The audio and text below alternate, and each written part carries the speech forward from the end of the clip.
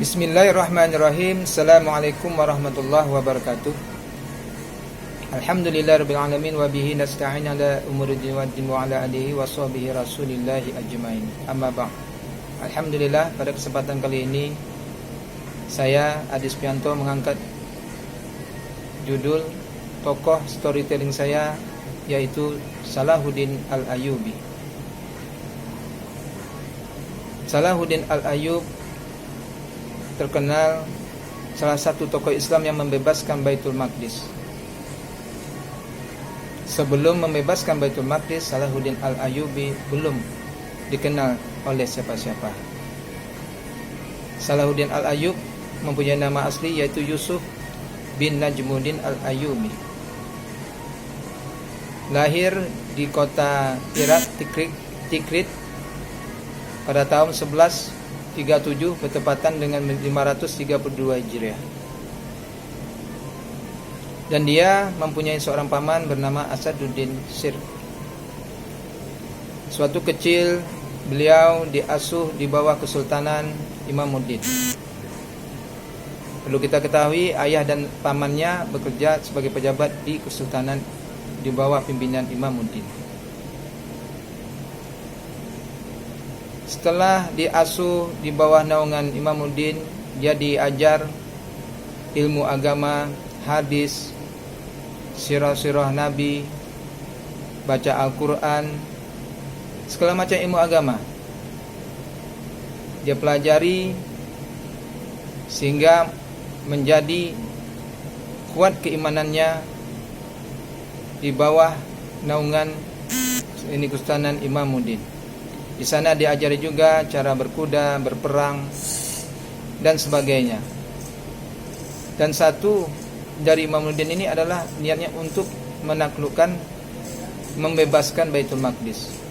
Setelah beranjak dewasa, singkat cerita, Imamuddin tumbuh dewasa dan ditugaskan oleh Imamuddin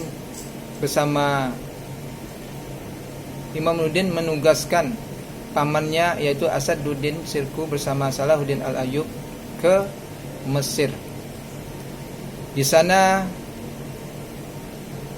pamannya bersama Salahuddin menyelesaikan daerah Mesir yang di mana pemerintahan di internalnya terjadi kekacauan. Sehingga alhamdulillah dengan ketekatan bulat, dengan iman yang kuat, sehingga beliau bisa mengamankan kota Mesir. Karena salah satu untuk menuju membebaskan Baitul Maqdis yaitu harus menaklukkan dulu Mesir. Perlu kita ketahui, Mesir itu adalah terdapat kaum Fatimiyah atau disebut di sekarang ini Syiah. Sementara Asaduddin dan Salahuddin adalah Sunni. Setelah berhasil mengamankan Mesir, Asaduddin pamannya diangkat menjadi khilafah, diangkat jadi perdana menteri. Selesai mengamankan semuanya, tak lama kemudian pamannya meninggal, diganti oleh Salahuddin Al-Ayyub. Salahuddin Al-Ayyub menjadi perdana menteri, di mana tekadnya sama dengan Imamuddin, yaitu menaklukkan daerah-daerah di seputaran Mesir, yaitu di mana daerah tersebut dikuasai oleh kaum Salibis. Sehingga banyak prestasi Salahuddin untuk menaklukkan wilayah-wilayah tersebut. Dengan banyaknya daerah-daerah yang ditakluk oleh Salahuddin, maka kaum Salibis berencana untuk menyerang Salahuddin Al-Ayyubi, karena ini adalah ancaman nyata bagi mereka. Setelah Salahuddin Al-Ayyubi berhasil gemilang dan dikenang oleh Imamuddin kesultanannya, tak lama kemudian Kesultanan Imamuddin meninggal, digantikan oleh anaknya bernama Nuruddin Mahmud Zangki. Karena anaknya Imamuddin yang bernama Nuruddin tersebut adalah gurunya juga. Tekadnya sama untuk membebaskan Baitul Maqdis. Setelah terjadi beberapa peperangan dimenangkan oleh Salahuddin terus, maka Salahuddin Al-Ayyubi diminta oleh Nuruddin untuk membantu menaklukkan daerah yang lain. Tak lama kemudian Nuruddin tadi meninggal dunia dan digantikan oleh anaknya bernama Ismail. Tapi lantaran anaknya itu masih kecil dan masih goyah imannya, sehingga penasihat-penasihatnya yang ingin berkhianat banyak sekali. Sehingga tertipulah anaknya dikhianati oleh Ismail tersebut untuk menyerang Salahuddin Al-Ayyub. Tapi berkat yang tekad yang bulat, akhirnya pengkhianatan tersebut bisa dimenangkan oleh Salahuddin Al-Ayyub dengan membunuh penasihat-penasihat yang membisikkan Ismail. Ismail tersebut ditawan tapi tidak dibunuh. Kemudian dikasih pelajaran ilmu segala macam dan dikasih wilayah oleh Salahuddin Al-Ayyub.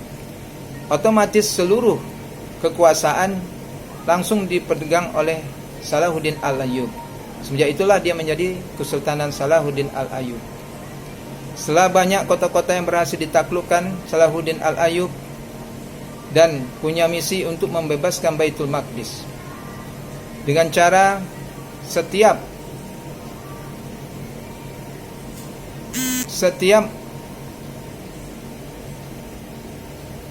ada pengajian, setiap sesudah ini pengajian dia akan selalu membaca Al-Quran, mengundang ulama-ulama habaib semuanya untuk diperdengarkan pada kaum muslimat pada waktu itu, biar kuat iman di dalam hatinya, dengan membuat pertandingan hadis-hadis tentang Baitul Maqdis, segala macam lah, supaya tertanam di hati kaum mujahid tadi untuk bisa menaklukkan Baitul Maqdis. Singkat cerita, selama 20 tahun mempersiapkan untuk membebaskan Baitul Maqdis, alhamdulillah Salahuddin Al-Ayyub sebelum masuk ke Baitul Maqdis, maka terjadilah dengan perang Hittin, di mana umat Islam bertemu dengan kaum Salibis. Alhamdulillah dimenangkan oleh Salahuddin Al-Ayyub. Karena salah satu menuju ke Baitul Maqdis harus dengan peperangan Hittin tadi. Setelah berhasil menaklukkan di peperangan Hittin tersebut, maka Salahuddin Al-Ayyubi mengepung Baitul Maqdis. Ada separuh riwayat mengatakan terjadi peperangan, ada yang mengirang gencatan senjata langsung.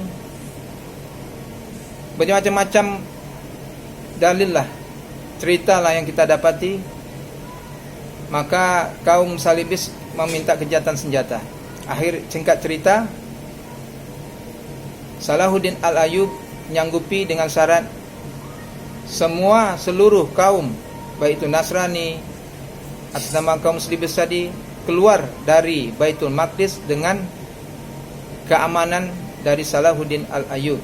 Alhamdulillah seluruh kaum Salibis tadi keluar dari Baitul Maqdis dengan selamat. Singkat cerita, alhamdulillah Salahuddin Al-Ayyub serta rombongannya membersihkan seluruh Baitul Maqdis dengan sukacita, membersihkan, mencuci, menghancurkan patung-patung. Setelah selesai peperangan tersebut, maka dia pulang kembali ke Damaskus.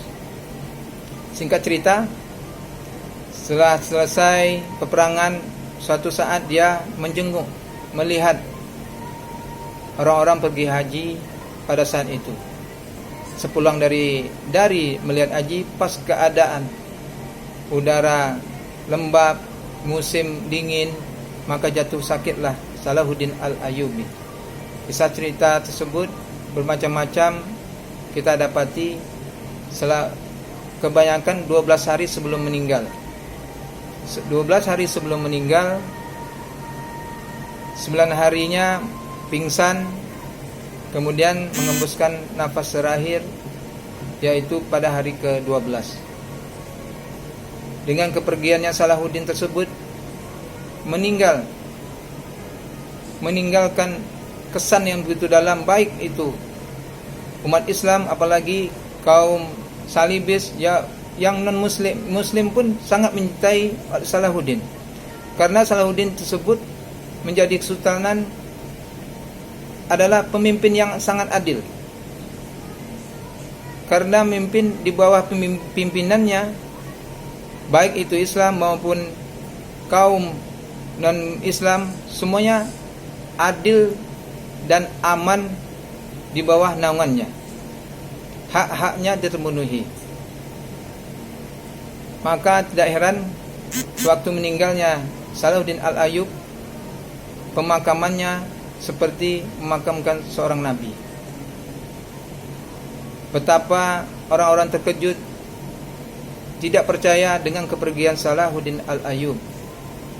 Fatwa oleh Qadi Fadil pernah berfatwa, sehingga apabila Salahuddin meninggal dunia, maka dia akan dikebumikan bersama pedangnya. Tujuannya apa? Yaitu tadi, dengan berkeyakinan di yaumil akhir nanti ia akan dibangkitkan bersama pedangnya dan dikenang dialah salah satu pembebas Baitul Maqdis. Singkat cerita, saya Adis Pianto, mohon maaf kalau ada kekurangan. Akhirul kalam, assalamualaikum warahmatullahi wabarakatuh.